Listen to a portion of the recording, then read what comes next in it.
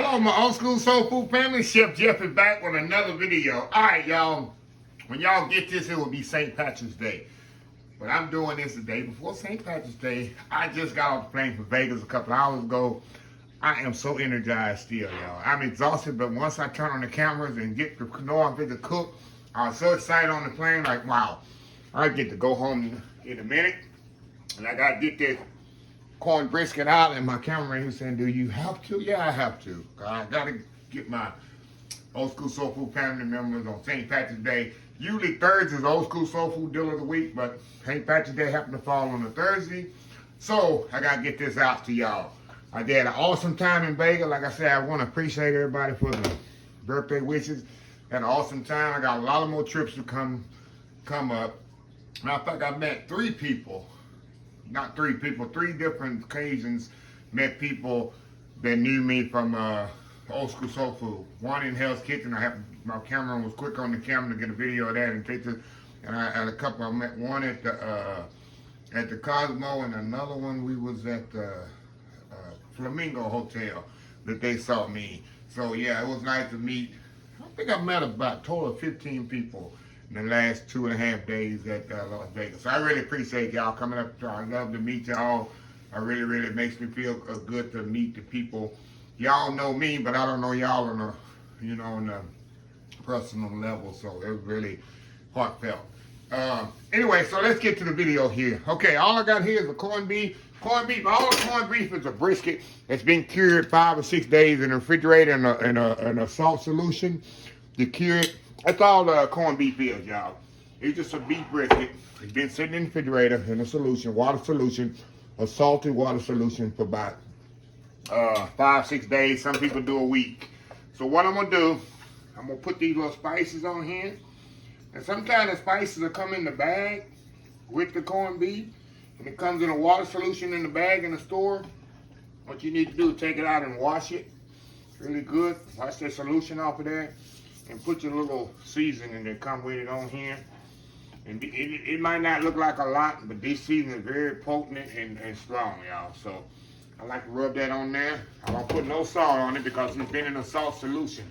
So do not salt it. So what I'm gonna do, I'm gonna move it over here to my pot. Throw it in there. I'm gonna fill this pot up with water. And we're gonna simmer this for about 2.5 hours, 2 to 2.5 hours. Yeah. Brisket takes a while to cook. Let me turn this on. So, and later, after about 1.5 hours into it, I'm gonna come and add my carrots and onions. I got some potatoes too I need to add to this. I need to pull out. And I'm gonna let that cook about carrot, onion, potatoes. Maybe 1.5 hours into it. Then after that, I'm gonna add my cabbage. I'm gonna probably pull the corned beef out and add my cabbage to that. And all that nice flavor, add the cabbage the last minute. But I'll show y'all the process. Making corned beef and cabbage is not hard at all. Let me show y'all what I'm doing over here. And move y'all over. So what I've done, like I said, I filled it up with water. I'm gonna cover this up and let this simmer for about 1.5 hours. Come back. You gotta get my potatoes cut up. I don't have them cut up over here. And we're gonna add our potatoes, but we don't wanna add them right now because they'll turn to mush. Of course, you know after they cook 2.5 hours. So anyway, y'all, I'm back from Vegas and fired up. I gotta get my train of thought back because I forgot to even put my potatoes out here. So anyway, give me a few days and I'll be back to normal. Anyway, y'all, I'll be right back. All right, y'all, we are back here. Okay, let me show you what we got here. Look at this. Okay, it's coming along nicely. And it's been cooking here about 1.5 hours. Simmering nice, boiling. I didn't even simmer, boiling for 1.5 hours. Let me get this off the side here, y'all. Look at that. Now, what I'm gonna do now, I'm gonna add my onions to this. I actually could add the onions first. They can never cook onions too much. Add my carrots to this.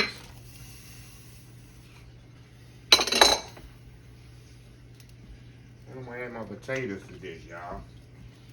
These gonna cook about another maybe an hour and 10 minutes. Get them all in there nicely.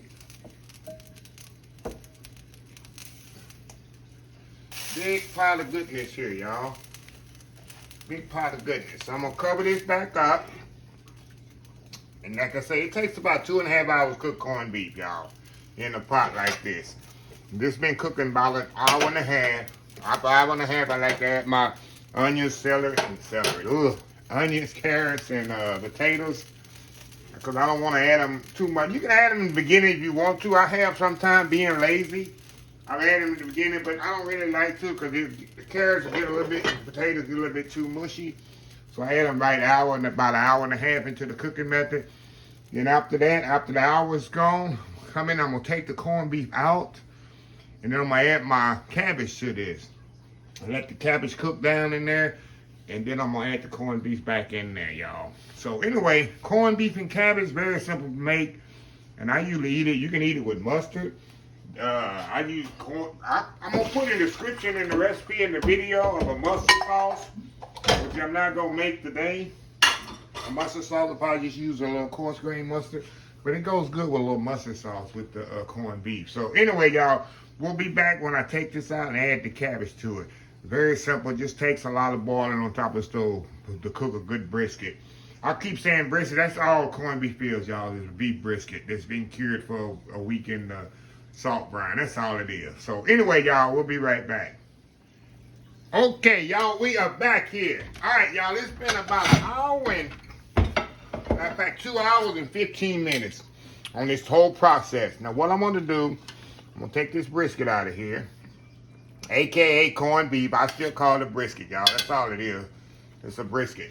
Okay, now, what I'm going to do, I'm going to take this cabbage here. Got to have corned beef. You got to have the cabbage, right? And I'm going to throw it right in here, y'all. I'm going to cook this cabbage. I like my cabbage a little softer than most people.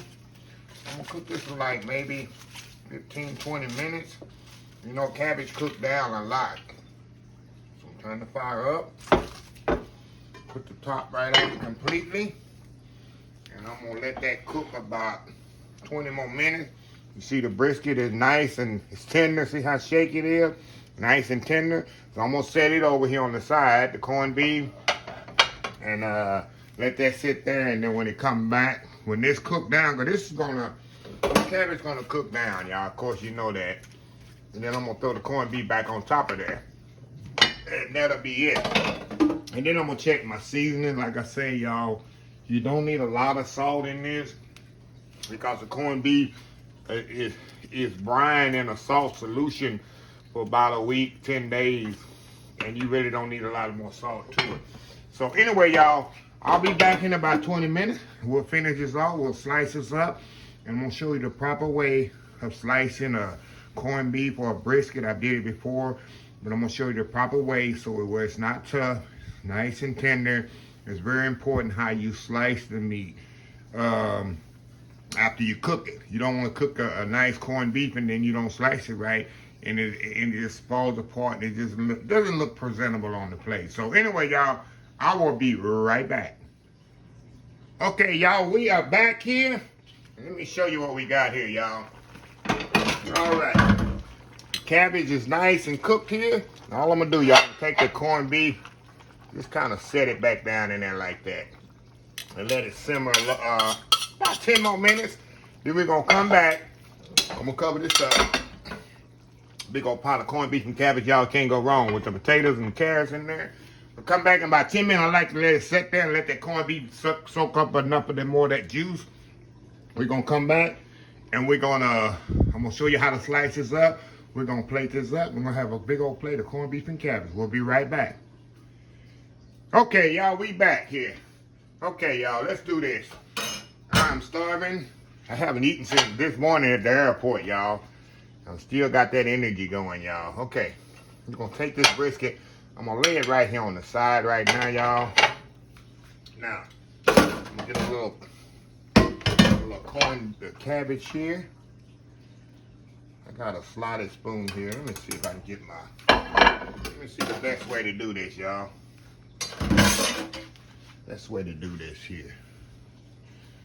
Cabbage on here. I guess I should have did this off camera, because I know I got to cut off the camera to do my thumbnail. But anyway, we'll plate this up the best way we can. Nice cabbage there. Put some carrots on there. Make sure I get a potato there. See them nice Yukon Gold potatoes there? Look at that. Tell me that ain't a St. Patrick's Day meal right there. Okay. I'm going to move y'all over here. Move y'all over to the cutting board here. Swing out a little. Now I'm going to show y'all how to cut a corned beef properly here. Get my corned beef put here on the board. Let me grab my knife here.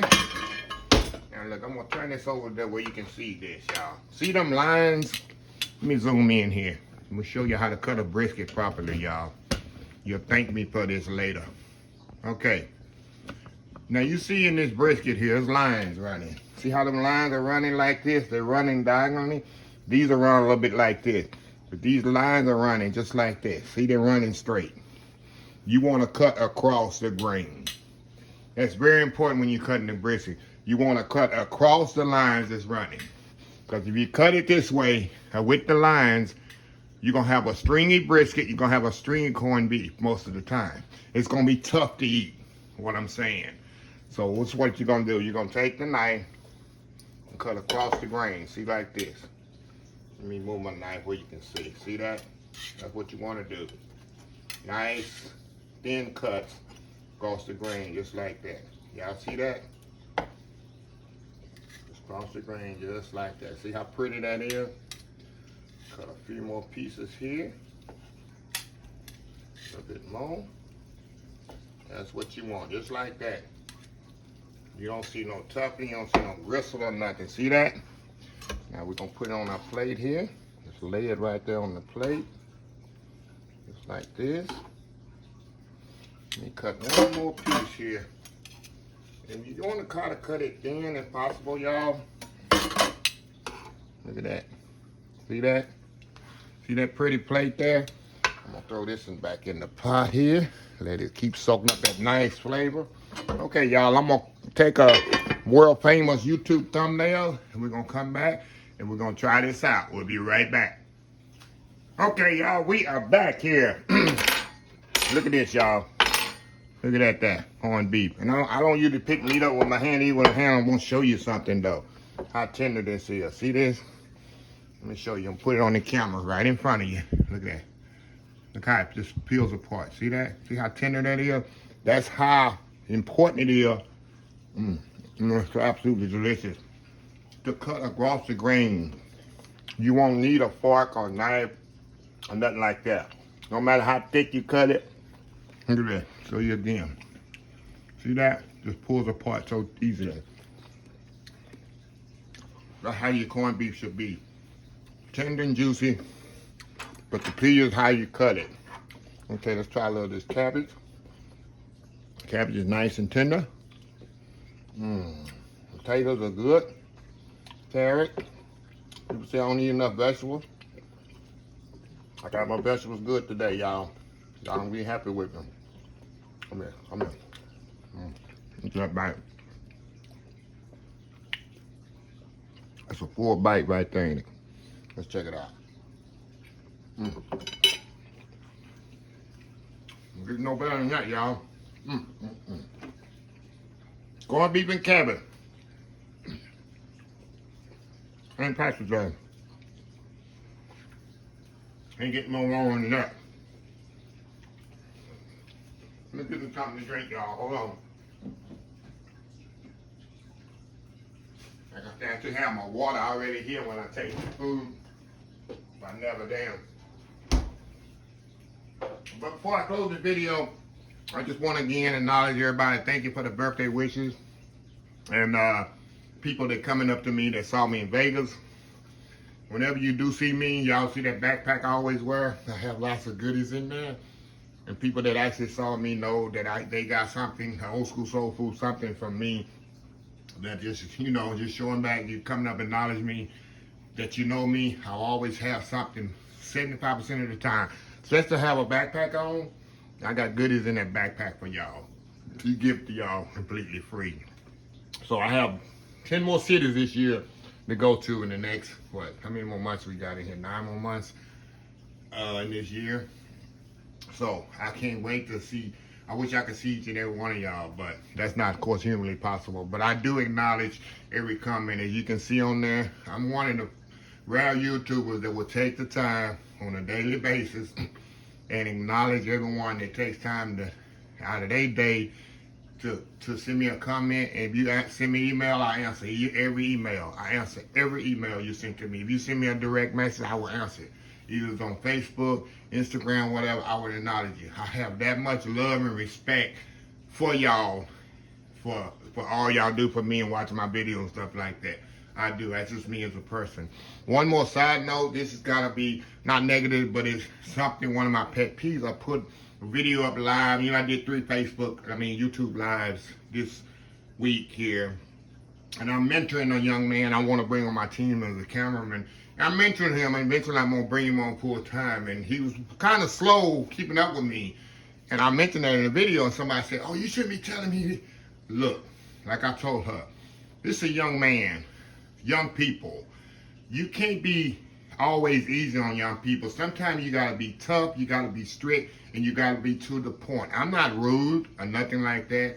My parents taught me this as a young age. I had mentors, big chef mentors mentor me as a young chef, and they wasn't always easy on me.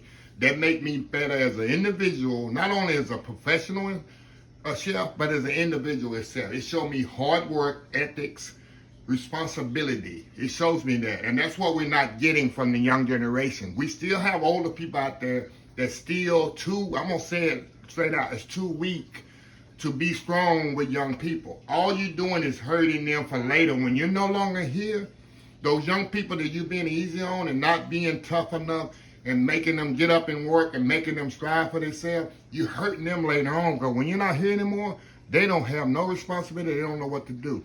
You need to start now, especially with young people. My team, I have a lot of people on my team that are young. I love and respect them, and they love me, and we are one team. Well, one thing I have strict guidelines.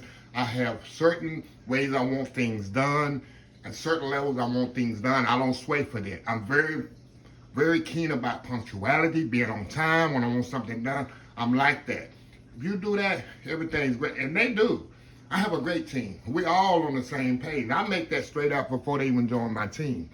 We need more of that in the world. If we have that, we're hurting our young people by not swaying from that. So I told her that in the message. I wrote her a long message. Don't ever tell me how to mentor young people, because I'm a living witness.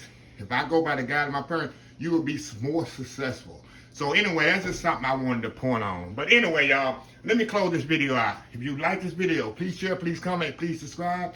Please follow my other social media accounts: Facebook, YouTube, Instagram, Twitter, Twitch TV, Pinterest, and oldschoolsoulfood.com. Remember the hashtag 2022, helping others with a purpose, Old School Soul Food.